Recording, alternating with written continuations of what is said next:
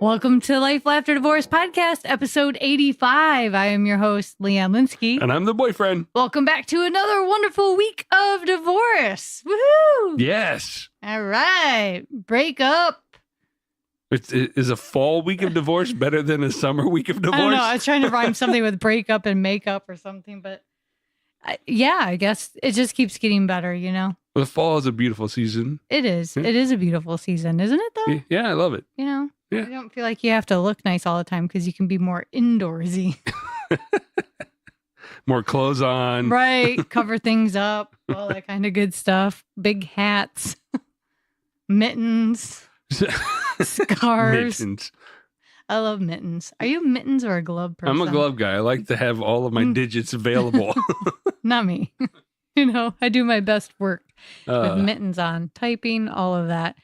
Hey, so welcome back. And while you're out there tuning in, make sure you rate, review, and subscribe. Also, check out What's new on the website? I am so glad you asked because I almost forgot. On the website, we now have videos available. That's right. Videos? The podcast audio has We don't have any cameras around here. What are you talking about? He doesn't think we have any cameras around here. No, the boyfriend remains a man of mystery. But we have converted all of the audio into video format so you can get the podcast on our website or YouTube, in addition to all those other cool places you already listen. How's it in? It's technology. Wow. Yeah. Why are you surprised you did half the work? Well, I'm just trying to give the listener the idea that it's actually not a video. Right. It's a video. There's a graphic. There's a standalone graphic with the audio playing. Yeah. But it's hosted on and a YouTube. line that moves, so you're entertained the entire time. It's like watching. Do you remember those like lava lamp looking things where you used to touch like it? a cat watching the laser on the ground. Yeah. No, those little static balls. That was electric. What were those called? You probably had one. No, I have no idea what you're talking about now. Okay, so think about way back to. I don't know. When did the lava lamps come out?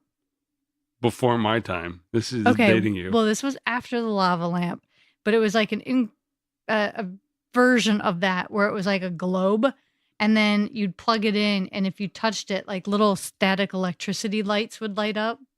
Do you know what I'm talking about? Okay. Anyway, it's kind of like that, but on video format for our podcast. She's reaching, ladies and gentlemen. I will post this on social media so you guys know. I know that there are some people out there that not only are you listening, you know what I'm talking about. The whole point of this is to make the podcast more available to you, the listener, so you guys can find them on YouTube, on Libsyn, on iTunes, and all the other places. Yeah, exactly. So go out there and rate, review, and subscribe.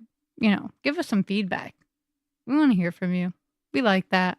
Show us some love on YouTube. Why not? Okay, moving on, boyfriend. Our listeners are faithful listeners, and I know they're not cheating on us with any other podcasts. No, they only listen to us, and that's it. Right. That's right. No, that's just not how the way the world works. If you listen to other podcasts, you do other things, and just like in relationships, people cheat, not always, but it has been known to happen. And whether you've been a cheater or you've been cheated on or people around you have been one or the other, it's affected you in some way, right? Of course. Yeah. I've been cheated on at least twice. Right. That you know of. Yeah. Not that I'm no. We're having that conversation now? That's not where I'm going with this at all. But no. So boyfriend knows better. I know better.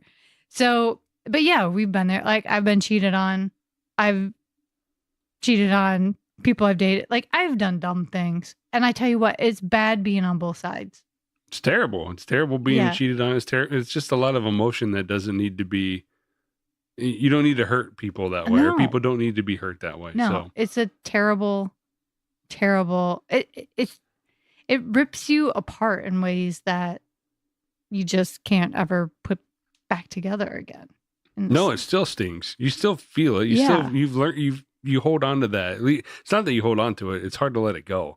Right. Right. those feelings of hurt from those. So you learn. It changes how you approach relationships in the future. It changes a lot of things. It certainly does. And, I always think like, I feel like when these things happen, we all have a tendency to look back and go, what could I have done different? What if I had done this? A lot of what ifs and regrets and, Yeah, and that's always dangerous. And that's a very dangerous place to be. And I really like talking to this week's guest because this is exactly what her specialty is. There's someone who specializes in cheating? Yes. Well, you're probably like, how do you get into this work? How do you go about doing this? But we had this incredible conversation. So I'm super excited for our listeners, you guys, to hear this conversation with our guest this week, because this is really what she's there to do, is to take away that regret, to take away the what ifs, to turn it around into an opportunity for you to move forward, which who would have thought, right? Well, you always have to move forward, but for some reason, a lot of people want to have closure or something for the past. And it's done and over with. You just got to move. You got to go. So tell us about this week's guest. So our guest this week is Teri Lynn Wilkins, and she is a 15-year veteran life coach, and her specialty is cheating, infidelity, and betrayal. Her clients are courageous women who transcend betrayal to become the authentic, passionate, strong woman they've always wanted to be. In 2008, Teri Lynn walked away from her standard suburban life, her 20-year marriage, and every possession she ever had. She spent the next 10 years broke, alone, isolated, and searching for meaning. First as the vilified, crucified cheater, and then as a typical, naive, and rejected one who gets cheated on. It turns out betrayal was the best thing that ever happened to her. Teri Lynn now works with women all over the world who have been cheated on. Her clients prove that betrayal can be transformed from something that happens to you to something that happens for you. Teri Lynn has been on HGTV, local TV news, podcasts, and in magazines and newspapers across the country. So without further ado, I'd like you to meet Teri Lynn.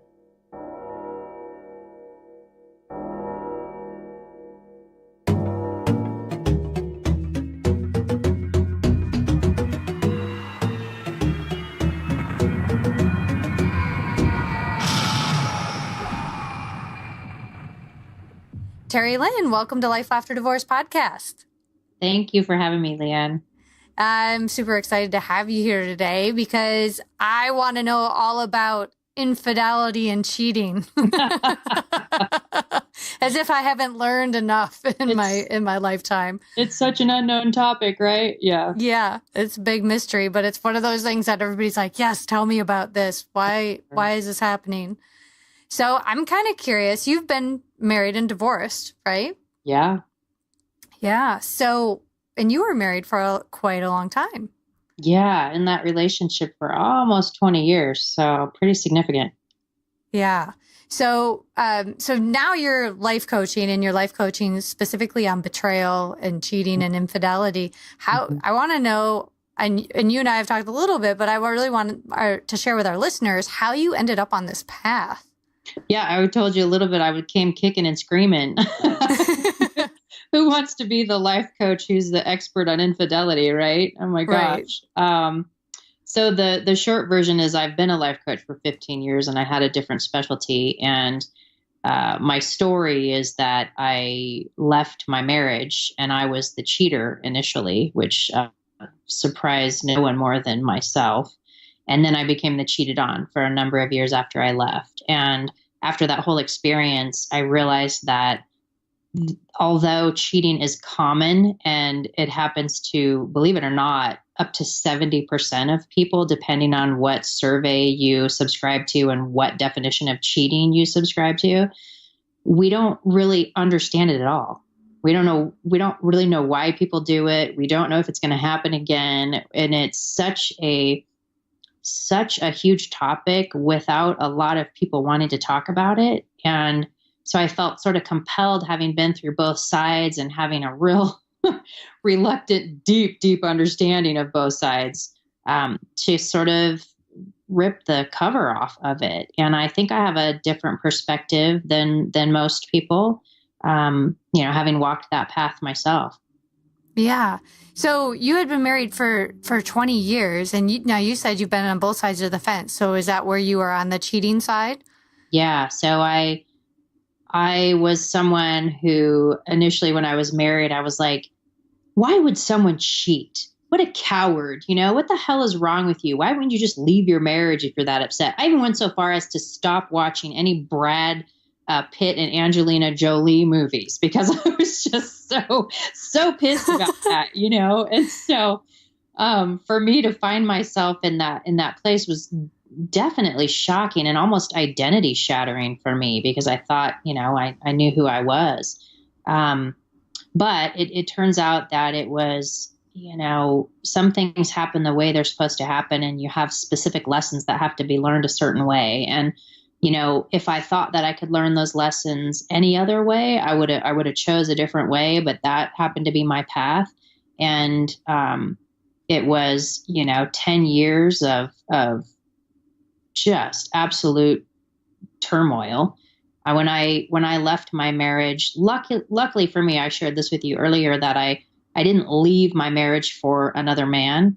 I left my marriage because I realized, oh shit, something's missing here and I can't fix this. And that thing that was missing was the genuine attraction to my partner. And so luckily I didn't leave for another person. Otherwise I would have been absolutely devastated by it because that relationship did work out. Thank goodness.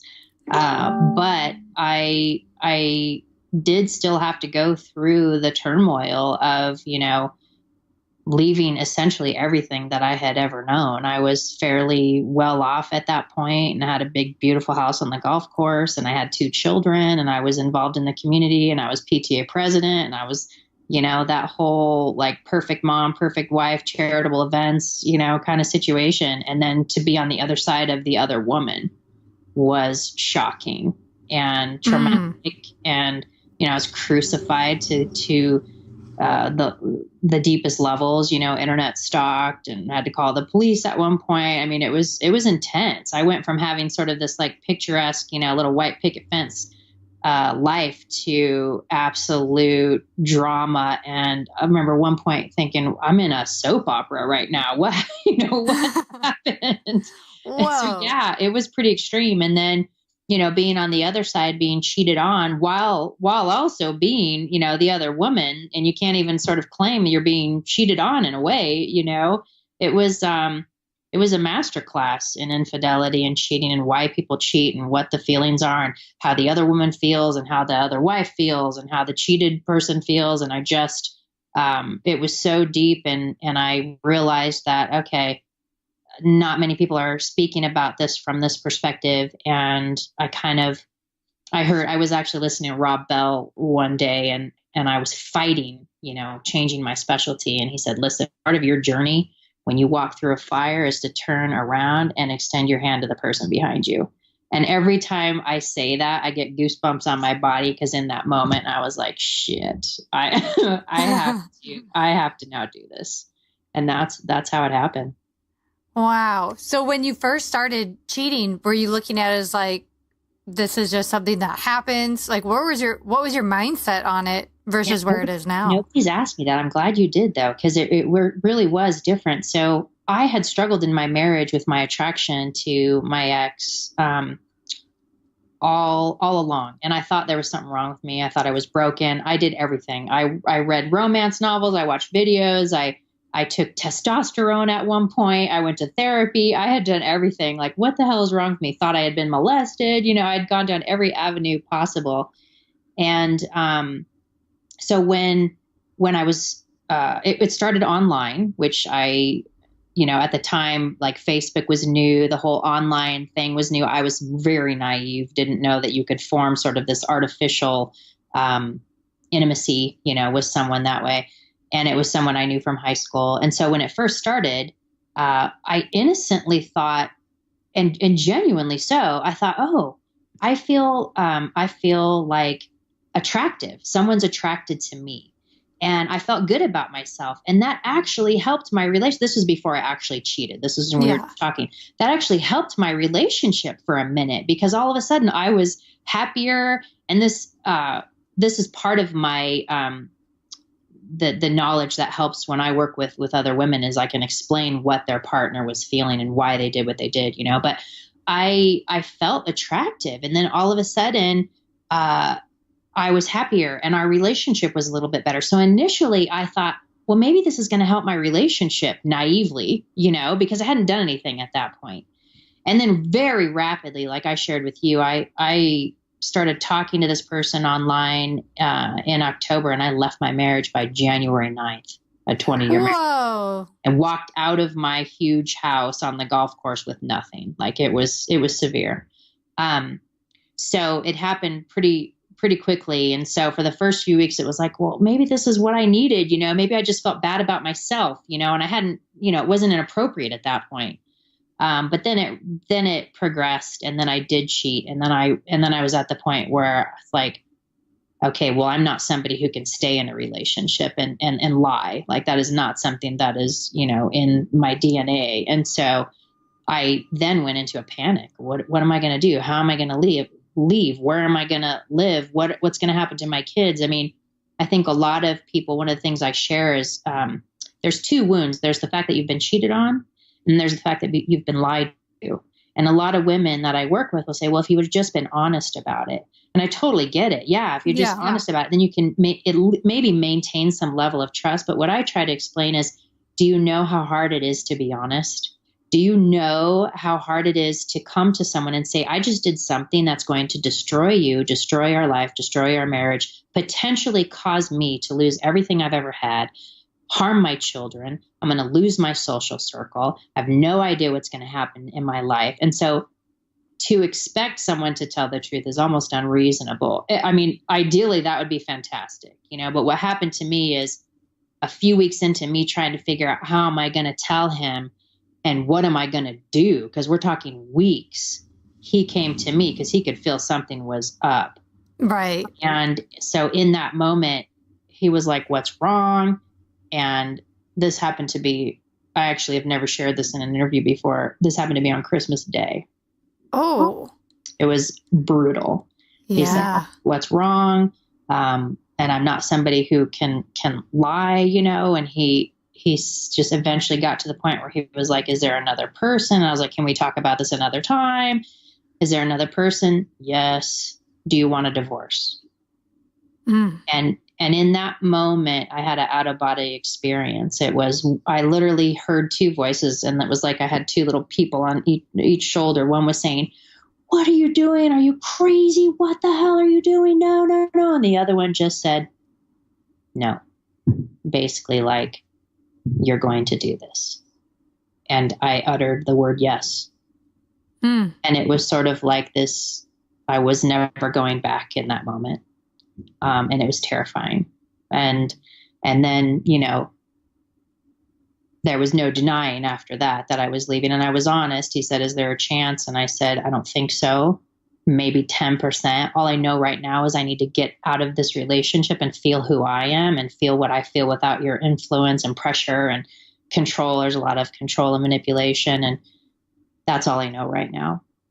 And never once did I ever question my decision or go back. But that was, I think, a little out of the ordinary, because I had been a life coach and I had a coach and I had some self-awareness, and I knew I wasn't leaving for that other man. I knew I was leaving, for me, because that relationship didn't have what I wanted. It didn't, and I couldn't fix that. So I think that's what sustained me. But yeah, when it first started, I had no idea what was happening. I didn't intentionally go looking for that. I mean, obviously something inside of me must have been, but it was shocking to me, let alone everybody else. Yeah, probably a little confusing. Oh my gosh. I remember being absolutely tortured, crying every night. Like, what are you doing? What are you going to do? What does this mean? To try to figure all of that out. And, it wasn't like I had felt unhappy in my marriage. What I felt before that moment was unhappy with me. I had spent 20 years thinking that I was broken and that I have this great marriage. And if I could just fix myself, my marriage would be okay. So my understanding of what was happening was solely based in shame and guilt in myself. So that's why when I left, it was sort of almost like this weight off of my shoulders of, oh shit, like I'm actually not broken here. This wasn't all me.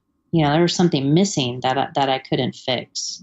And when you left and you were still cheating, what happened with that other relationship, with the new relationship? Yeah. So he was married also, and he didn't leave. And I remember saying, like, this is a couple months after I left, I was like, I understand. It's scary as hell. I totally get it. And I don't blame you. And I'm going to let you go. Like, I want you to be happy. And if you're happy in your relationship, then great. And that was fine. There was a little bit of grief about that. But like I said, luckily enough for me, I didn't leave for him. And then a few months later, he contacted me again, and he ended up leaving. And then we went in and out of our relationship for years, on and off. I can't even count how many breakups there was in that.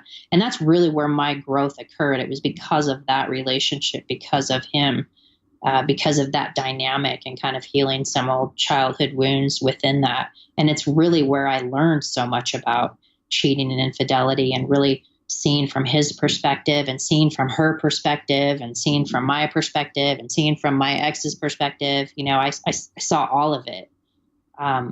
Ironically, nobody ever has any sympathy for me as the other woman, but during that time, I was like, okay, I lost everything. I lost my social circle, even lost my mom.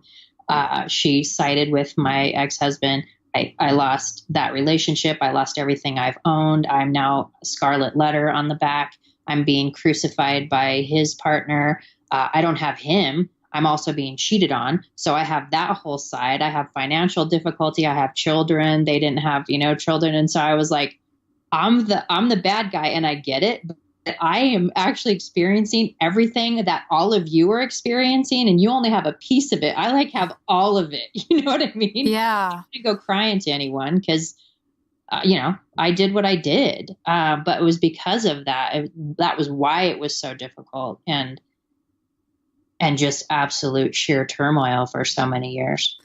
Yeah. And I'm curious because I love that you say you didn't leave for the other person. You were very self-aware, and you realized this had a lot to do with just you as a person. Yeah. I'm curious, as you dealt with all of these emotions, what role did guilt play, or shame? Oh, huge. Even in a regular divorce situation, if you have children, mm-hmm. the level of guilt that you feel. Now, I have a little different perspective about that. I actually don't think divorce damages children. I don't believe that at all. I believe that the relationship between the two people afterwards is what damages the children. If you have a good relationship, divorces just change, and it can be an opportunity to teach your kids a lot of things. But at the time, my babies were little. I had a 6-year-old and a 12-year-old, and to try, he told me I have to tell them. So to tell your kids, and also the infidelity part, how am I supposed to explain to a 6-year-old and a 12-year-old, hey, your mommy cheated? It's not even kind to do that, So it wasn't until they got a little bit older where they understood relationships and any kind of dynamic, where I was able to say, which is hard on me because I am someone who likes to be an open book. And so, and to have to, explain that, and the shame of that, and to say, yeah, your dad, we don't have a good relationship, and he doesn't still speak to me 10 years later. And so I have to say, I totally get it. I understand. He's hurt. I crushed him, and he has every right not to talk to me, So, and then the shame of knowing that I hurt, the man that I was going to be in a relationship with. I hurt his wife. Like, that was crushing because I knew how she felt, and ironically enough, her and I have since mended that and come to a good place, which is really kind of cool. Yeah. But yeah, and even watching, just there's so much. I mean, like I said, nobody has any compassion for the cheater, and I totally get that. But there's so much that person goes through in losing face in front of everyone. And then you lose your social circle because, everybody's going to side with the person who's been quote unquote victimized. And so I would have to show up at my kids' sporting events and sit there by myself completely alone, knowing that I was just like being scorned and shamed. And so just bathed in guilt and shame. At the same time, thank God, knowing that I made the right decision for myself. That's the only thing that I think saved me.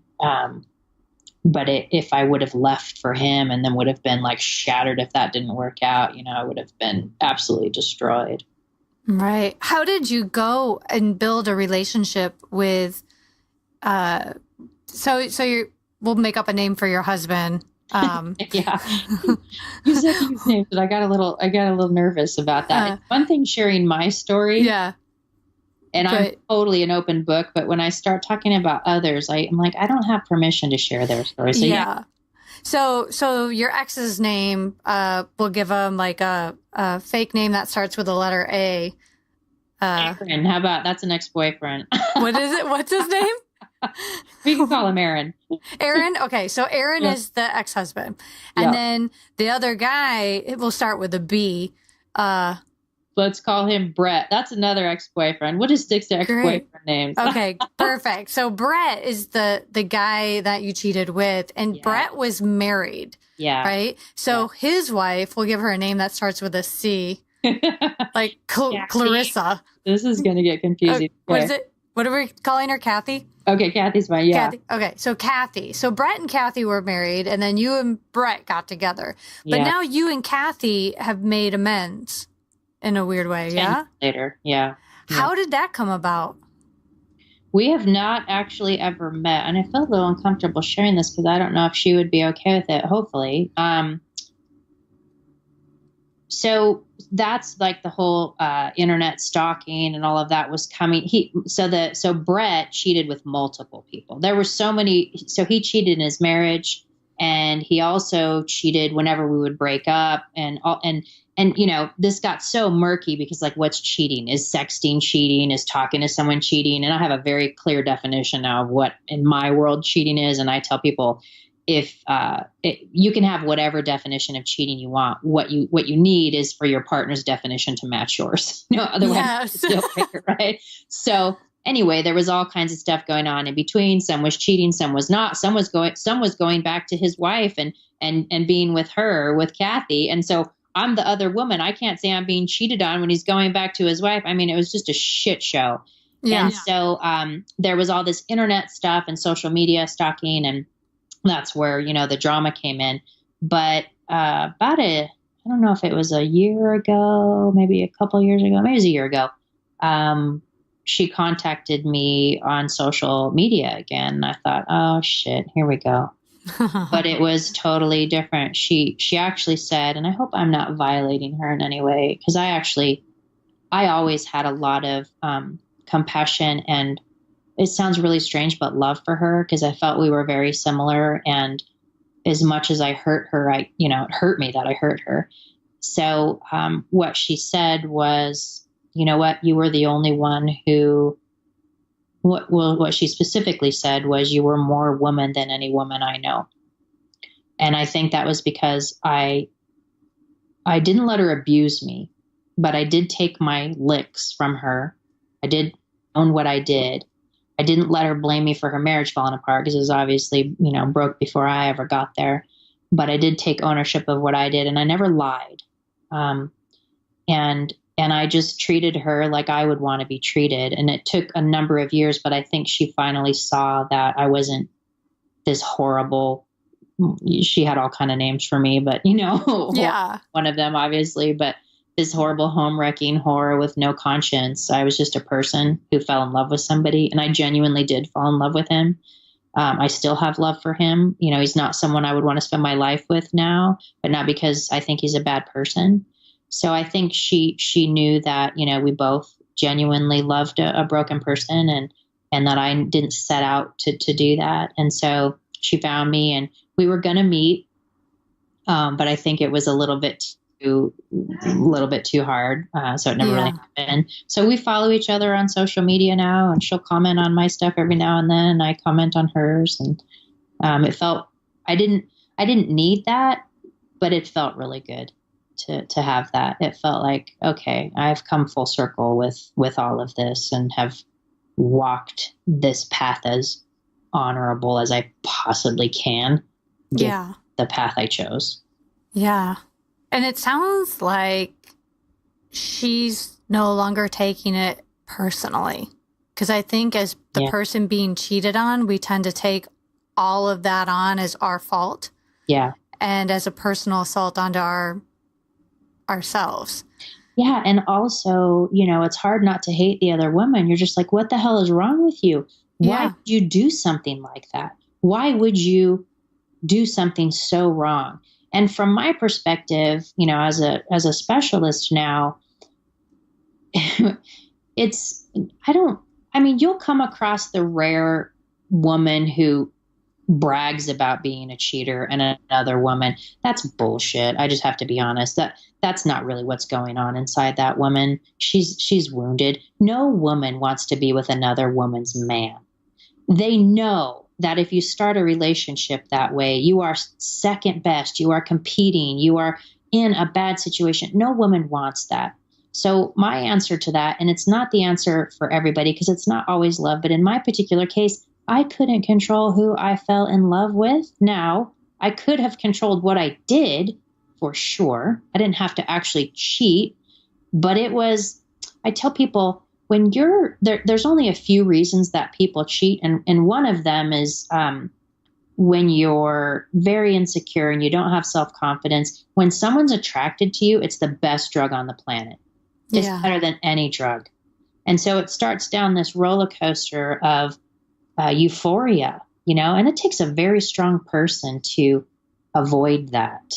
So it is absolutely personal. And in another way, it's not personal, and I get it from all sides, but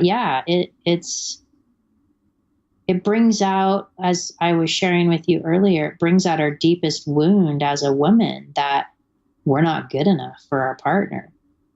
And what I help my clients with is that wound actually existed before that dude ever cheated on you. It was there before it even happened. Now that it's up for, exposure, you've got this open wound. Let's actually dig into it and see what's there, because the betrayal can just be a path towards some self-healing if you really have enough courage to look at it. Right. I don't know. As I'm listening to you, and I had a friend a long time ago who had said, and this popped into my mind, he had always said, I just don't put myself in those situations where I can take those actions anymore. He goes, I just make a point of saying, if I'm there, if I put myself in that situation, then I'm tempted. And if I don't put myself in that situation, it removes the temptation and I can move on. And that's important. I do think that that's a strategy. Like my partner now, I can use his real name, Derek. He has cheated as well when he was married, and neither one of us would ever do it again. But not because there's judgment. I mean, certainly I wouldn't want to do that to anyone. We wouldn't do it again because we have more self-awareness. So your friend who said that has a little more self-awareness. He knows what his desires are. He knows what his weaknesses are. He knows, I don't think that I would ever let my relationship get to the point where it's so bad that I'm tempted to do something with someone else. I wasn't aware that my relationship was bad because I was so mired in shame and guilt for me being broken that I never stopped to consider that something might be broken with this relationship. And so it hit me because I didn't have that self-awareness. Now I'm like, listen, if I'm even thinking about someone else or have some attraction in the least to someone else, that is a red flag. Yeah. That's a red flag that something's missing out of my relationship and I need to deal with that. Yes. Before, I was so shut down. I never had attraction to another man. I never looked at another man. I never let another man look at me. I was completely shut down, totally. Now it would never happen, one, because I would never want to go through that again. Never. I don't care if I felt like I was in love with someone, I just wouldn't. I would have enough awareness to choose something different. Before, I had never felt that kind of attraction and passion and love for someone. I didn't know how to manage that. And also, if I felt that way about someone, then something's wrong. Yeah, exactly. And so when people come to you now, or is this something that people come to you the space, like where they're at this space and they're like, I'm attracted to somebody and I don't know what to do about it, like that, because that's a very confusing time. Yeah. I get that a lot on live streaming. When I do a lot of live streaming, a lot of people are in that situation. And first of all, like I said before, it's a red flag. Yeah. Why is that happening? What's going on in your relationship? And a lot of times once somebody's in it, there isn't any pulling out of it. There's really isn't. And so depending on the person and where they're at and what their feelings are, if it's an online situation where they're just talking, I try to figure out why they're doing it. Is it to get attention? Are they feeling lonely? Is it feeding their self-esteem for a minute? I try to get to the core of it. Are you genuinely in love with this person? Because as much as some of the experts out there say it's never love, I totally disagree. Sometimes it is. Very rarely, but sometimes it is. Yeah. And what does your future look like from here on out? Because now you've already done something. And one of the things I think is important for people to know, I get the question a lot, whether they're in it or whether they did something and they're now out of it. Should I tell my partner? Mm-hmm. And here's what I say. Absolutely not, because it's some moral judgment and you're a terrible person if you don't. What I say is, if you are in a relationship where you're hiding something, anything, it doesn't matter if it's cheating or whatever, the less you show of yourself in that relationship, the less intimacy you're going to have, the less connection you're going to have. The more you are hiding who you are, the less that person sees you. And so you're never going to have a quality relationship if you can't be completely honest with that person. And I get that. Well, what if I share that? It may blow up my relationship. Absolutely. But the alternative is that you're in a relationship that's never fully the relationship that it could be. Yeah. Yeah. And definitely it almost opens the door for a conversation to go to your other half and say, hey, I've actually had this happen to me where, with my first husband, where I went to him and said, somebody else is giving me attention and I like it. And I find that to be a problem. Isn't that's fantastic? If we all have the permission to say, hey, I'm actually kind of scared about this and I don't know what's happening at the beginning. Yeah, for sure. And his response was, I think that's normal. And I was like, I don't think it is. I think this is a problem. We need to talk about what level of attraction we're talking about here. Admiring somebody who's walking down the street as an attractive person, that's different.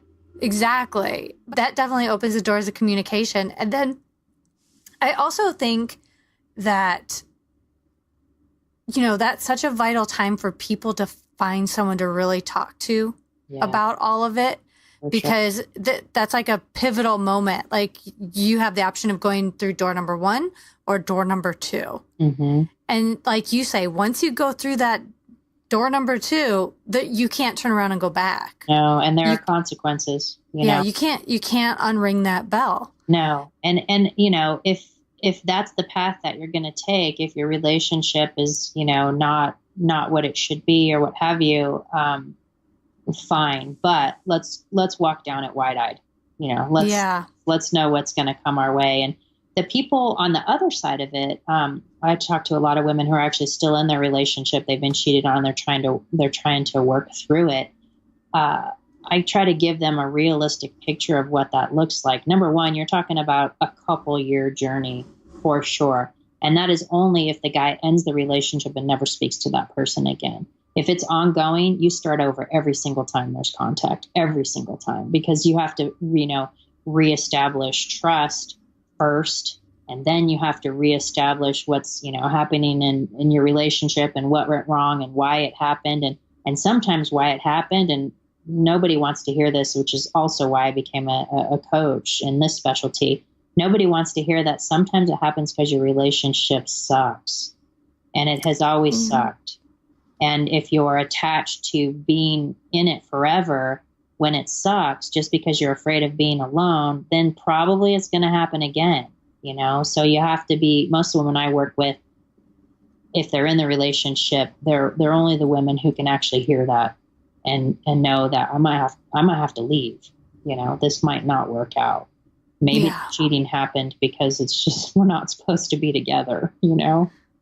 What about the people who really want to stay and make it work? Because like you said, you have to rebuild all of that trust, and it's starting over every time and having a lot of talks. It can be the best thing that ever happened to your relationship, because this is something that I share that people get confused by. I say that you attract who you are, and people will say, well, I'm not a cheater. What doesn't make any sense. But what I mean by that is we attract someone with our same wounds. Our behavior might be different. So maybe your partner's cheating where you're having a bottle of wine every night, or your partner's cheating where you're over volunteering and in your kid's school every week and giving away yourself. You know, you don't necessarily have the same behavior, but you probably have the same wound. So when that happens, it's an opportunity to actually build a deeper intimacy with someone and really work through those things together. There absolutely has to be genuine love there. You're just not going to get through it without it. And there has to be a shit ton of courage, because it's hard work. That is, it's triggering in every way. Being cheated on brings up the worst in a woman. You're either absolutely victimized and broken, or you turn into a psycho bitch and become, bitter and angry and blaming. And that guy, if it's the guy who's cheated, he's got to stand in the fires of hell to go through that, because, and I've talked to men about this as well. When you have wounded someone in that way, in order to reestablish trust, the woman almost needs to throw every single thing she can at you to believe that you can handle her. You can handle being in that relationship. And it's hard for a guy. I explain this to the women also. When you are vilifying him, when you are telling him he's a piece of shit, when you are telling him all the horrible things he did, do you know how hard it is to sit in that, to see someone so wounded by what you've done, to feel the shame and guilt of it? And if you're still, attracted to the person, my gosh, that's like impossible to deal with. To know that you've hurt your children, if you have children, to know that every person in your circle, because a lot of women will tell everyone, which I don't think is a good strategy, but they'll tell everyone, and then they're being judged by even if you love the person, some people can't handle that pressure cooker and they leave just because of the shame and guilt. So just to understand both people's perspective, but if you do have the stamina and you really genuinely respect and adore and care for this person, and the cheating was something else besides your relationship being broken, you can build a better relationship than you ever thought you had. It's definitely possible. Yeah. How is it? So if it's possible with your other half to rebuild that relationship, how is it possible to rebuild that with your kids? What does that look like? So, my kids were little when this happened. I can't remember if I shared with you at the beginning before we talked, or did I share this on the podcast already about how I had to tell them? Yeah. You said you had to tell them, and they were really young. So you kind of had to tell them when they were a little bit older, right? I did. Yeah. And so the oddest thing is,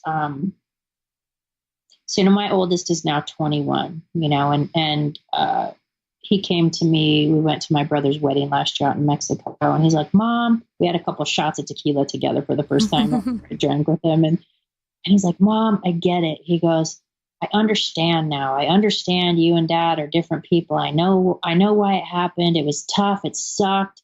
It was like brutal in my life. He goes, but I appreciate it. And I was stunned. Like, I thought this kid was still holding anger about it and bitter, resentful because he's a boy and he doesn't talk a whole lot, despite his mom being a life coach. It just doesn't work with your kids, evidently. So And so he was like, I get why it happened. And he said, everything I know emotionally is from you. I love you. And just this whole, just like, I was just sitting there stunned. Whereas my younger one, who is now 15, I told him a few years ago, and it came up in conversation. I was talking to my boyfriend, Derek, and he looked at me like, what are you talking about? He actually completely forgot that I told him. And I thought he was joking. I was like, oh, I'm kind of laughing. And he's just like, what are you talking about? And so I literally had to go through the whole process again and tell him again. And the first time I told him, to answer your question, it was a 5-minute conversation. And it was a very short conversation with both of them. And the reason it was a short conversation, it was because this is what your mom did.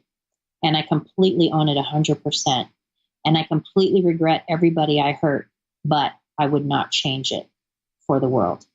It was my path. It was what I needed for my own self-growth. I wish I could have done it another way, but this is my life, and I am appreciative of how it happened, and I would not change it. And because I had no more guilt and shame about it, I have regret that people were hurt, but I do not have guilt and shame about it.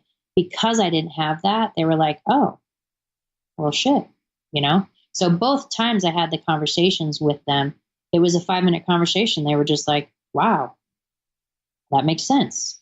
Now, the third time I had it with my youngest, he was a little more upset because it didn't come up. I think because I thought he was joking, there was like wounding happening there. I'm like, he can't be serious right now, And so the answer, I was like, you know what? You can be as pissed as you want. You can hate me. You can think I did your dad wrong. You get to feel whatever you want to feel about this. I get it. And guess what? I can handle all of it. You bring it. You bring it to me. And if you don't want to talk to me, if you want to go live with your dad, if you think whatever you think is totally fine and understandable, and it's okay for you to feel that way. And it wasn't that, but I think it was because if you do something and you're just continually stuck in guilt and shame about it, then it ends up just doing more damage to the people around you. If you're like, this is what I did and that was my choice, you're standing in strength, and it soothes the people around you. Right. Well, you have integrity. Whether integrity isn't doing something necessarily right, but it's owning up to it, and right. So I say that I did something that was really harmful to the people around me, but who doesn't ever do that? We all hurt the ones we love.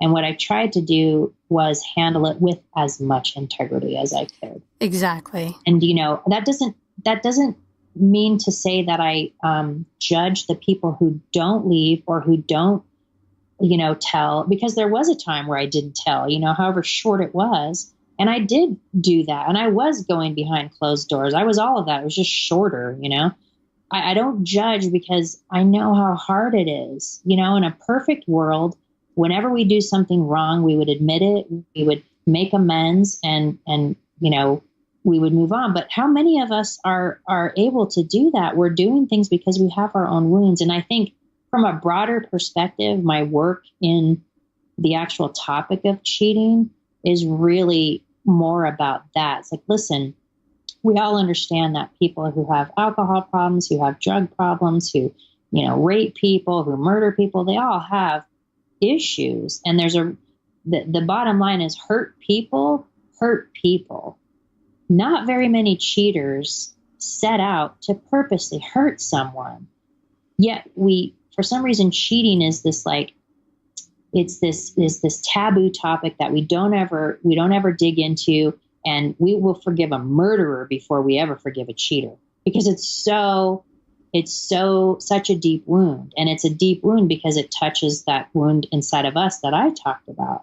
But at the same time, it's not as personal as we think it is. It does sometimes reflect the quality of your relationship, sure, but that doesn't mean you're to blame. That just means, like, why were you both in this relationship? What were you getting out of it? What were you not wanting to see? Let's unpack this and really look at it. And often when I'm explaining the perspective of the cheater, it's not to, forgive the cheater, although obviously you eventually need to get there if you really want to be whole yourself. But it's more that when you take your own personal stuff out of it, it makes a lot more sense. Oh, well, yeah, well, of course he's going to lie about it. Yeah. Of course he's going to, have a hard time. And I shouldn't just say he, she, I work. Yeah. Obviously I'm that, but it just makes it a lot more common sense and less charged that way to understand that side. I think that's what I bring to, the coaching, is that I've done both. I've been on both, and it just kind of tamps down the trigger. Yeah. Well, I think it's really remarkable work to do, because I think that so many people, once they get kind of through the grieving process of it, then they just, let's put that all behind and move on, hope it doesn't happen again, rather than really stepping into, where does this leave me now? What do I need to do with myself? How do I need to reframe my story? How do I need to change my perspective? Do I need to, all of that, Ultimately, that was the biggest reason that finally got me to change my specialty. I saw so many women who decades later are still broken. They've been divorced for 20 years and they're still broken. And I'm just like, there's no reason for that, or they're either, kind of crumpled and victimized, or they claim to be survivors. And really what they are is the walking wounded. They've just put on a coat of armor. You're not going to hurt me again. I'm not going to be cheated on again. And when you walk around with armor, it keeps stuff out, but it also keeps good stuff from coming in. And so what I tell people is, hopefully through this process, you come out of it more compassionate, more loving, more trusting, more able to be vulnerable. And really the big thing that women don't understand is the person you're actually most pissed at is you. The person you trust the least is you. The person you are most ashamed of is you. You feel stupid. You feel naive. You feel like you should have known. You don't trust yourself to not know again. You don't trust yourself to pick the wrong dude again. So although it looks like it's the other woman and your partner, it really has less to do with them than it does to do with you. How do you get to the place where you have uncovered your wounds enough to know, well, why was I in that relationship? Well, what was it that I didn't want to see? So that you are aware of that stuff. So you know where your weaknesses are. You know where you're not seeing something. You know that you're probably not ever going to be in that situation again. And if you are, because, not everything is predictable. If you are, you're strong enough to actually go through it and get a gift from it in the end. That's right. What I'm trying to get with everyone I work with. Yeah, this is fascinating. I wish I would have known you a long time ago. I've heard that a lot. I wish I'd have known me a long time ago. It's funny because you hear people say, would you like to go back and do it all over? No, not really. Jeez, yeah, right. Oh my gosh. That was part of it. It was just like, who out there has this perspective, from both sides? It's more just like a lot of marriage counseling, let's fix it and get rid of the other person. And I just really believe that, from my core, I've always felt that all the difficulties in life are just potential doors to open you up to be more of who you are. And this is no different. It just happens to be one of the more difficult ones, one of the hotter and scarier ones. I mean, it touches every fear that you have. It really does. When your partner cheats, it means, what's gonna happen to me. It's your very survival. It affects your finances. It affects your family. It affects your social circle. It affects everything. It's terrifying. Yeah. It's like getting the rug pulled out from underneath you. In every way. Absolutely. And also be the best thing that ever happened. Yes, it certainly can. It certainly can. And I think you're a testament to that. I hope so. Yeah. Yeah. And I mean, there's a silver lining in every cloud. And if we look for it and we do the work to find it, and what you're doing, I think, is really helpful to people because, like what I said when we first talked, is there's who doesn't understand, I mean, or hasn't had the experience of betrayal or cheating or infidelity at some point in their life. Like it's affected everybody on so many different levels. So I appreciate you having you on and getting your perspective, because it makes so much sense. Right. It just does. It's like, oh, yeah, I mean, I'm like, boy, I wish I would have had Teri Lynn in my life about 25 years ago. Well, I certainly didn't think I would follow that path and become the expert, but here I am, and I'm embracing it. And I hope, not just working with women on an individual level, but just like opening up the topic. Like, let's talk about it. There's so many of us that are walking around wounded from it. Let's talk about it. Let's get some real wisdom and understanding within this, and make it not as taboo. And actually, I think in so doing, that's the way that you lessen something. You don't lessen cheating by continuing to guilt and shame and crucify people, that you just shove it more in the closet. Let's talk about why it happens. Let's talk about, the more depth in it. And it's scary for me, for sure. Absolutely. But I'm walking it. It was a calling, and I'm just grabbing the bull by the horns and doing what I feel like I was obviously put through it for a reason and chose it for a reason. And so I'm going to squeeze every last bit of meaning out of it and purpose out of it.